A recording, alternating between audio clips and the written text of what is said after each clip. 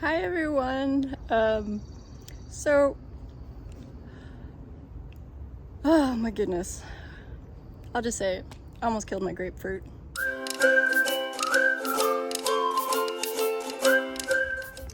Okay.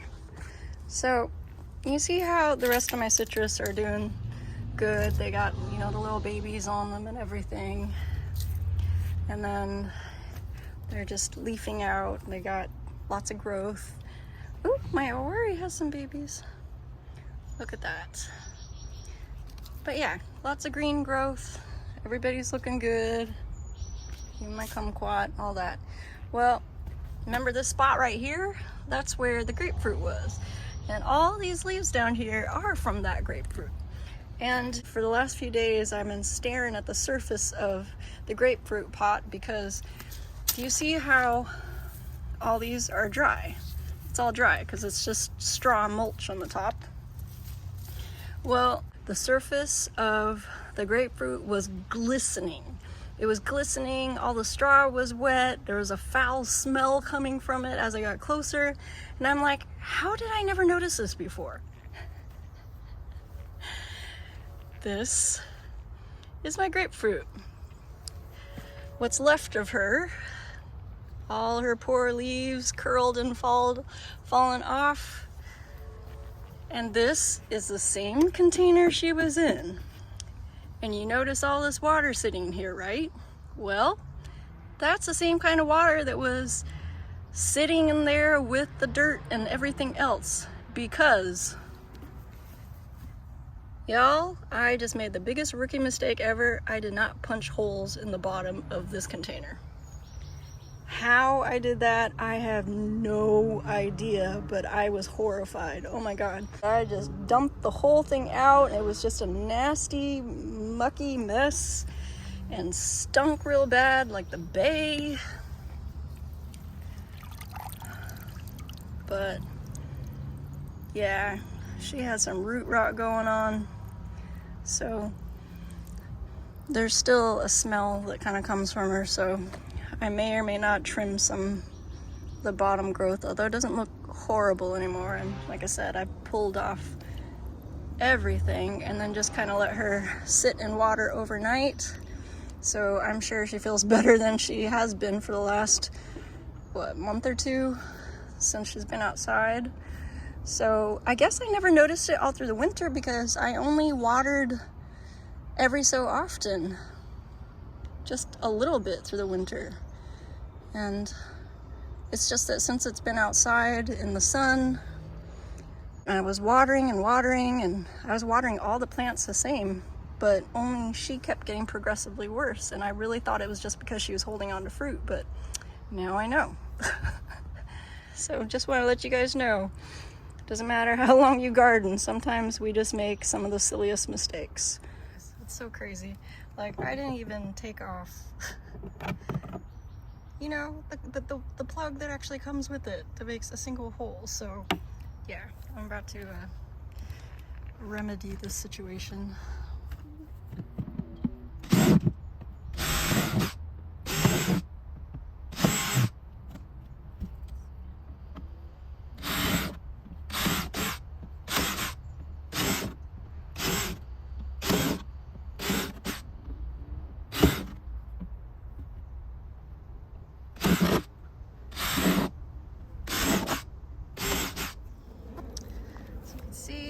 We got holes. Okie dokie, everybody. So I've made my mix, and this is just 4 parts peat moss. You can use coco coir, but I find that coco coir ends up breaking down much quicker and basically turns to mush in your container. So I also am just working off of what I've got, and I've had the same bag of peat moss for like 2.5 years already, so.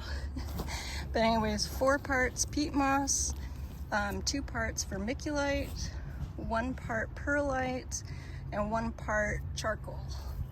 And that's primarily because we have a lot from all the grilling and stuff we do, and I always use it to help grow my tomatoes, and so it's in here because it breaks down slowly, and yeah, and the whole point is to have a well-draining soil. So it is non-nutritional because it doesn't need to be, because basically if you think about it, like pretty much everything in the earth is just dirt. All the actual organic material is on the top. So all this is on the bottom just so that the roots can grow through it easily. So that's why it's fluffy and aerated.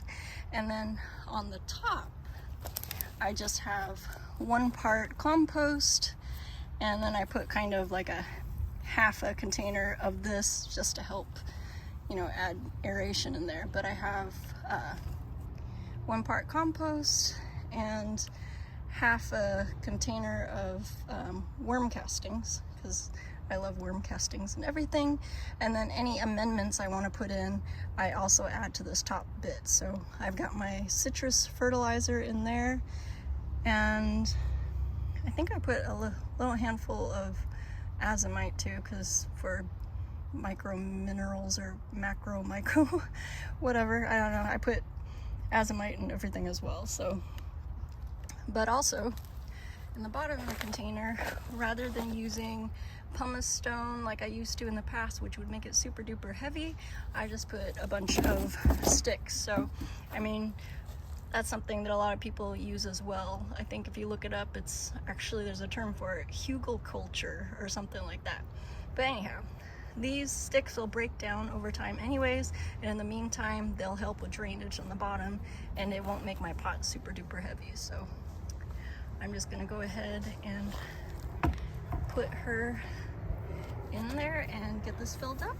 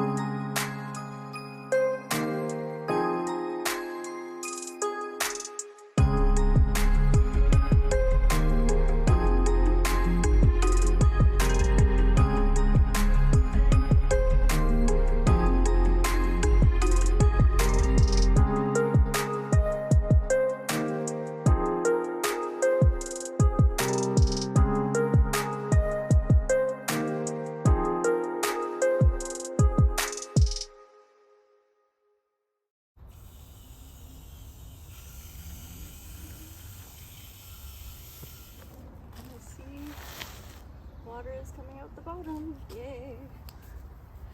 I'm just gonna make sure I get it soaked real well, because there was a lot of peat moss in there and I want to get it all nice and damp.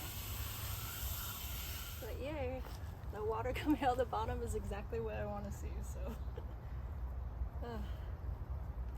Now I'll just put some straw to mulch her and call it good.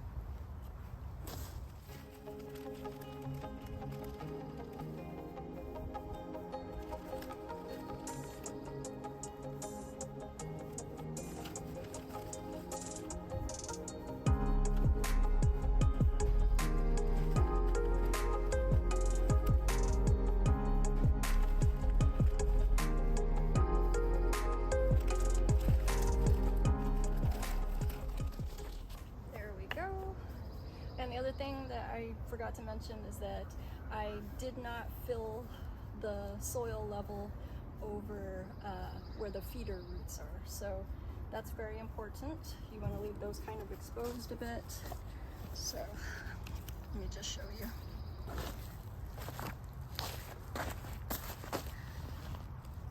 So as you can see, they're right here.